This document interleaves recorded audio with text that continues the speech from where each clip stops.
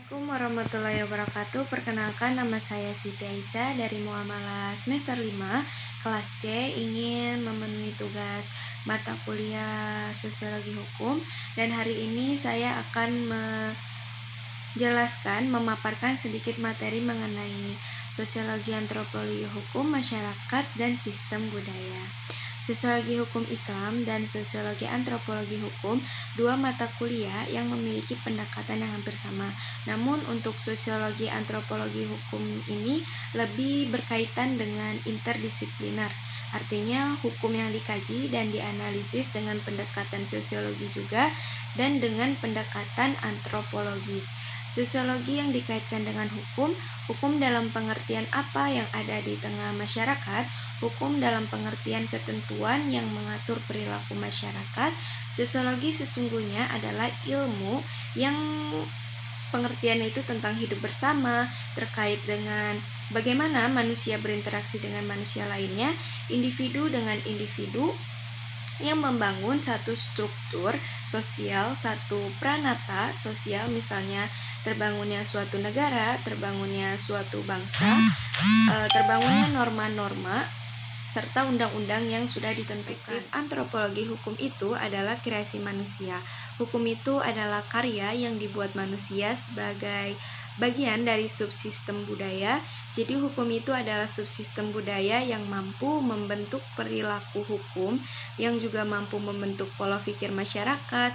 Hukum juga mampu membentuk bagaimana masyarakat berpegang kepada sistem nilai ketika melakukan suatu tindakan ataupun perbuatan.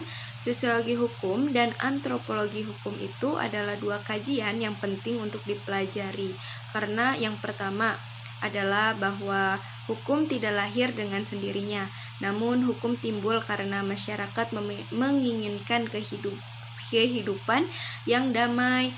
Hukum timbul dan dianut oleh masyarakat sebagai bagian dari norma sosial karena masyarakat menginginkan hidup tenang dan dapat mempertahankan hidupnya dalam keadaan dijamin keamanannya.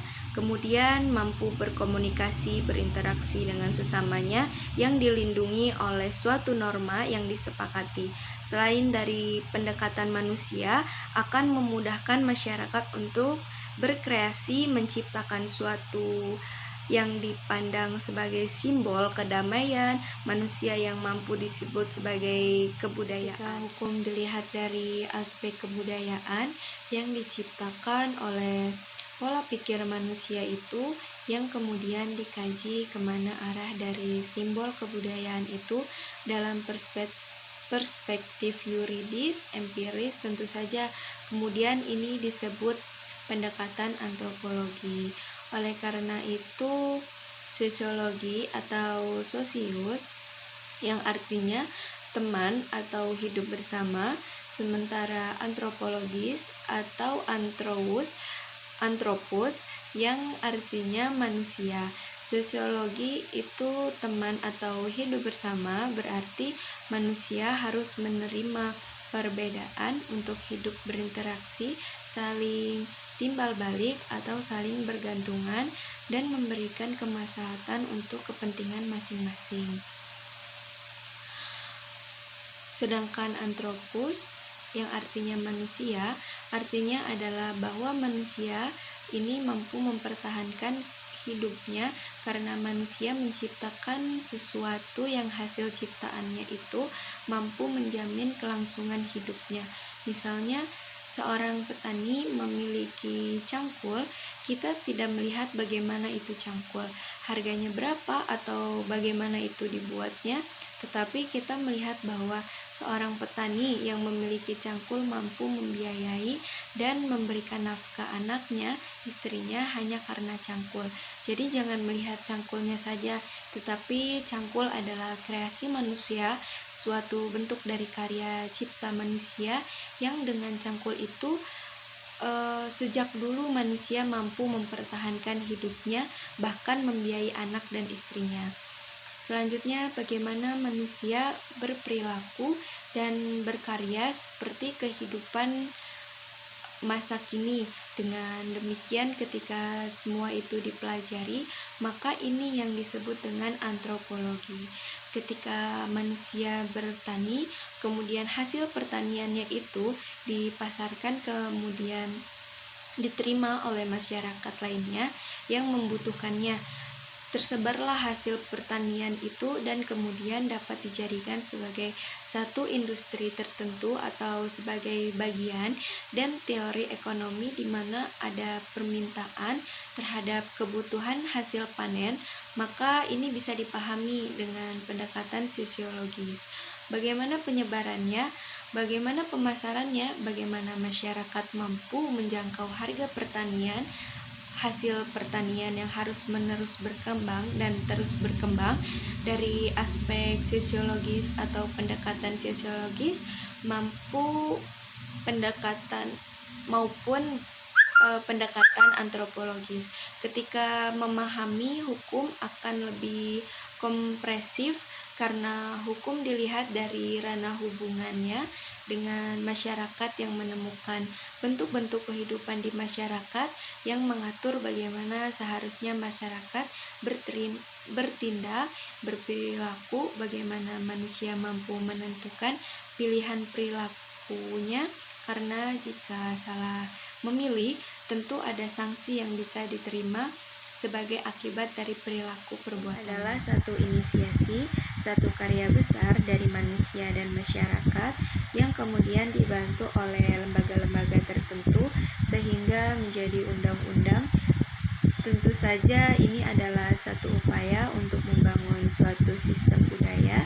Sistem budaya ini adalah pola pikir dan perilaku yang dibentuk oleh nilai-nilai yang ada di dalam hukum itu sendiri. Sehingga dengan demikian, sosiologi hukum dan antropologi hukum yang disatukan ini lebih kepada pendekatan interdisiplinar. Dalam perspektif lain mengenai sosiologi hukum yang dikaitkan dengan agama, misalnya sosiologi hukum Islam, bentuk kajiannya adalah bagaimana hukum Islam atau syariah atau fikih. Jadi kesimpulannya itu, jadi meskipun nas dan sumber hukumnya itu dari Al-Quran maupun As-Sunnah, tapi ketika dia ditafsirkan, dipahami secara mendalam oleh para ulama di bidangnya masing-masing, kemudian ulama menyebutkannya bahwa setiap hukum Islam itu selalu berkaitan atau terkait dengan perbuatan orang-orang yang sudah balik atau mukallaf, baik perintah, larangan, maupun pilihan itu. Artinya hukum diproduksi berdasarkan proses pemikiran mendalam yang kemudian kita sebut fikih. Jadi ada hukum-hukum yang kemudian masyarakat menyesuaikan dan menerima hukum itu sebagai bagian dari kehidupan mereka. Misalnya perkawinan di dalam Al-Quran maupun hadis ada perintah untuk menikah. Perintah menikah untuk laki-laki maupun perempuan. Itu terkait dengan kehidupan masyarakat dan masyarakat manusia menerima itu sebagai bagian dari anugerah Allah.